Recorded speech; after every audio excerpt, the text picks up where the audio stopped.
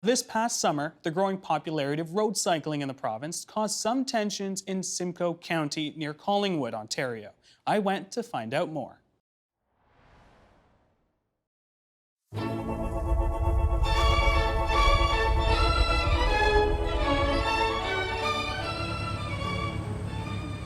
Welcome to Collingwood, Ontario.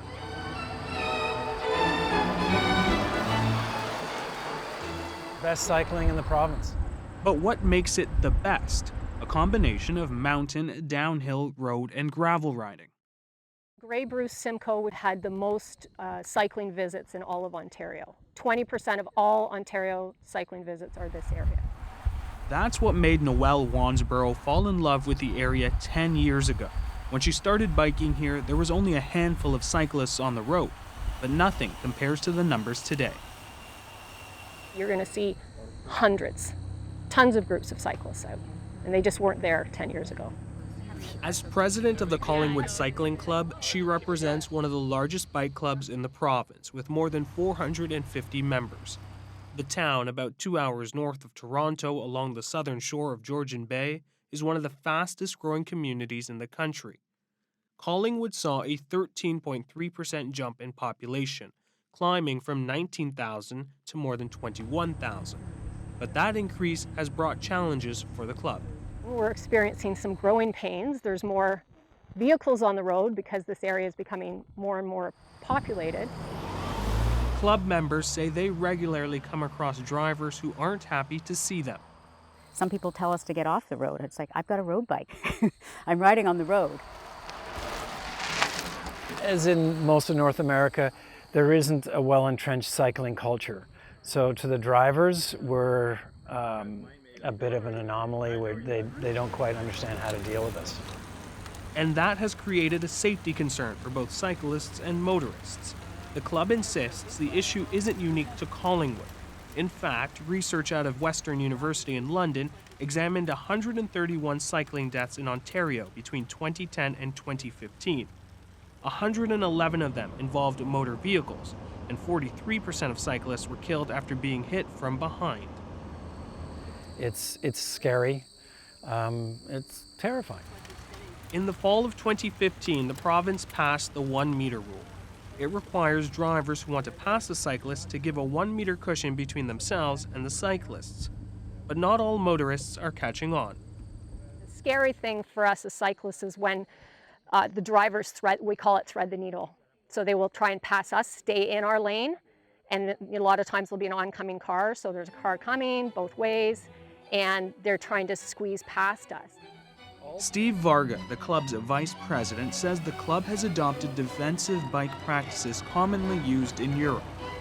They ride two abreast, but they ride together in a tight, disciplined way. Shoulder to shoulder, and they're typically 2 to 3 feet back, and they'll ride in groups of 6 to 8.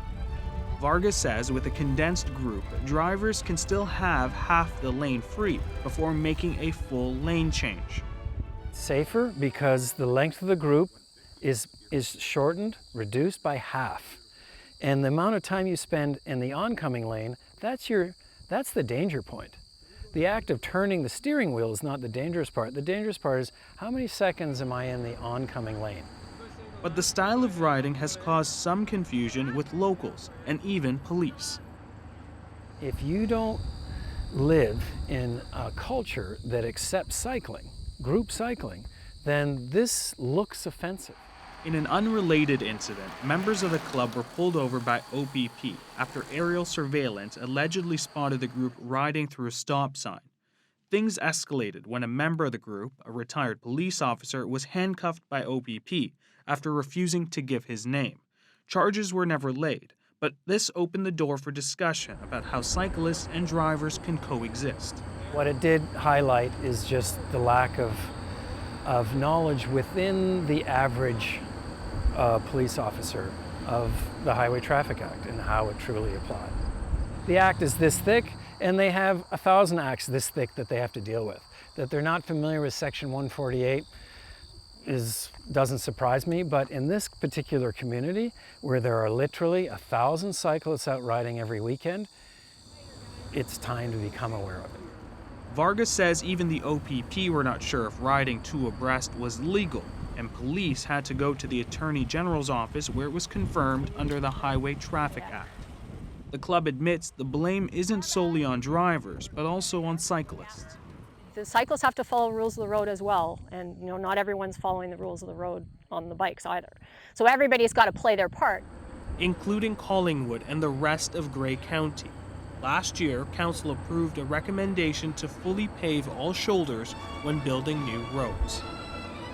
And as the sport of cycling grows in Collingwood and in neighboring areas, the club hopes the message of sharing the road will resonate, because cyclists in this part of Ontario are here to stay.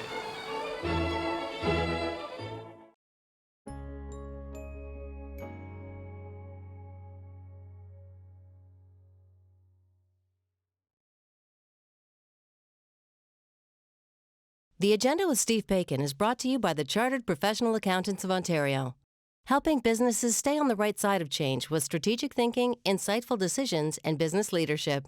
Are you on the right side of change? Ask an Ontario CPA.